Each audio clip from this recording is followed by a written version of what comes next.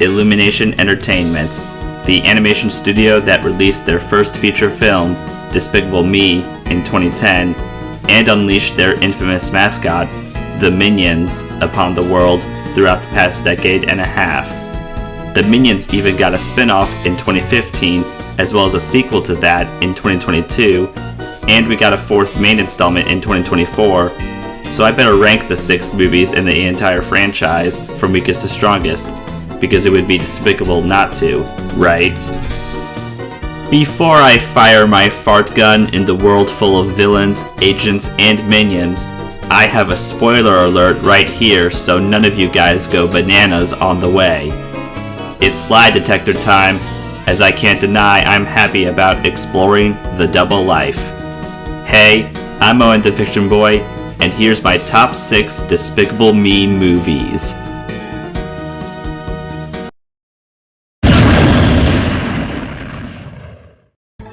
Minions. The Minions searched many years for a villain so they can serve them, and after going so long without one, Kevin, along with Stuart and Bob, go on a journey to find a vile master. Their time in New York City has them discover VillainCon, and when they manage to steal a tiny jewel from Scarlet Overkill's hands, they become her henchmen. Yet they are also threatened if they fail to make her wicked dreams come true. Even as someone who doesn't have a fiery red hatred towards the Minions, I can't say the movie where they are in the spotlight is exactly good. Most of the humor is a miss with maybe 1 or 2 hits. The plot is pretty subpar. Scarlet isn't that great as a villain, and the only saving grace, in pretty much all Illumination movies, is the animation. As you can tell, this was a giant cash grab. One that managed to make $1 billion, I might add.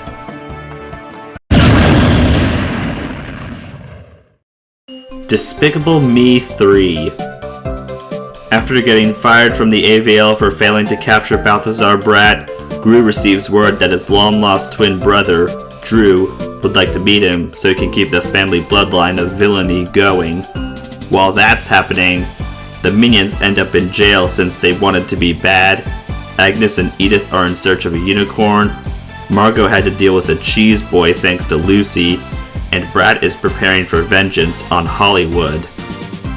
I think I just showed you the main problem with this movie. There are way too many plot lines to keep track of everything that is going on, so this movie sucks.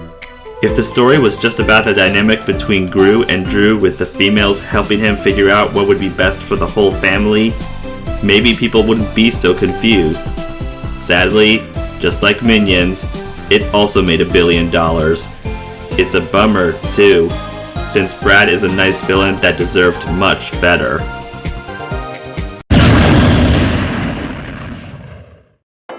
Despicable Me 4. Gru's longtime school rival, Maxime Lamal, had sworn revenge on Gru, and upon knowing he and his family's lives are at stake due to Maxime knowing their location, the family had to relocate to the AVL safe house and start new lives under new identities. Now as Maxime is hunting Gru so he can take the newborn baby, whereas the Minions got a mega treatment, the family adjusting to their new lifestyle isn't exactly easier, and Poppy knew Gru's secret. At first, I didn't think this one was that bad, but upon watching it again, I must now say it's mid at best. Because despite Will Ferrell's unique accent, his enemy persona isn't nearly as scary as a real cockroach. The plot issue also still remains, but it's slightly more watchable, and as bad as the third entry was, I wish it wasn't retconned and I get left with so many questions at the end, even if the duet at the end was a pretty nice way to end the flick.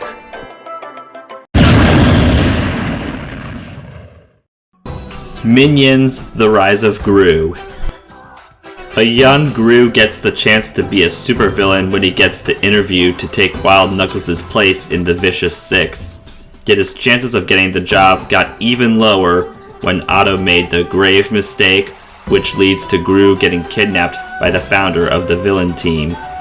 As Otto was on his way to fix his wrongdoing, Kevin, Bob, and Stuart set out to rescue their boss and also learn Kung Fu so they'd be able to put up a fight. My expectations weren't too high for this one, as many questioned a second huge helping of yellow gibberish sentient pills. But if you see this as more of a Despicable Me prequel than a Minions sequel, it's not so bad. There's definitely more than 2 good jokes and funny moments, and you can understand everything happening much better. Unfortunately, I can't say Rise of Gru was entirely good, although it's the animated movie of all time. But hey, it's still a decent film.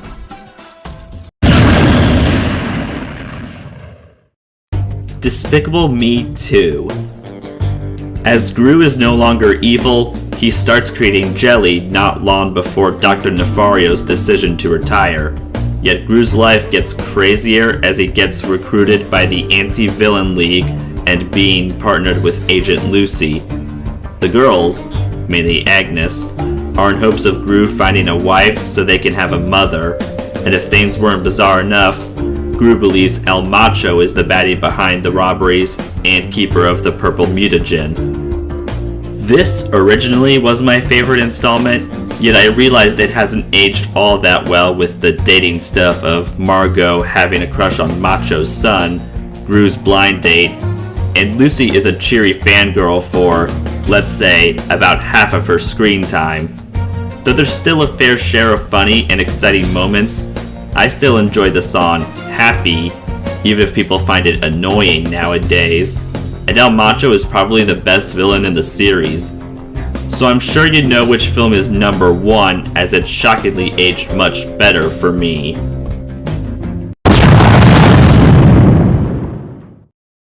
Despicable Me. It's just like the good old days, or bad old days since this is about a bad guy, where Gru hopes for the world to forget the pyramid theft by stealing the moon to become the world's greatest villain. He has some competition, however, as Vector is a villain who manages to keep being a few steps ahead of him, so in order for Gru to achieve his childhood dream, he needed to adopt 3 little girls, and as he spent more time with them, they go from irritating pests to angels that changed his heart, making him wonder if he actually is a bad guy, or he's more like a dad guy.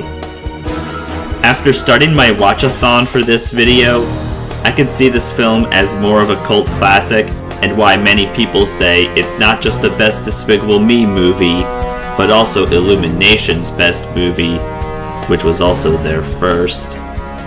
The comedy and action deliver in satisfactory amounts. We get to sympathize with the characters as the story goes on, and the minions are more charming than nuisances. And Steve Carell's zany accent, that truly takes the cake.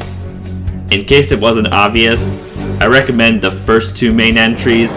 You can give or take the pure prequel, skip the last 2 motion pictures, and the spin-off is a hard pass. This mastermind of a masterpiece has stood the test of time. But before you leave this video, there's a little something special I need to say.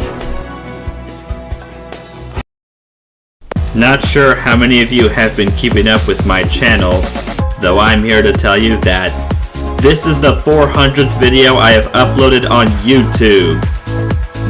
As of this day, I have 75 top 5s and other countdowns including this one, 20 10 words or less parodies, 10 dream battles, 8 fantasy sketches, 71 standard reviews, 2 breakdown videos, 5 Is This For Kids videos, 13 Good Thing Bad Thing videos, 8 overviews, 3 Quick Thoughts So Far videos, 2 How to Make Great videos, 10 Reacting to Fan Art videos, 10 Unboxing videos, 12 Channel Update and Results videos, 5 The Fiction Files videos, 19 Us Furs, 2 Tier List videos, 29 music videos, 26 crap posts, 7 shorts, 1 live stream, and 60 other videos.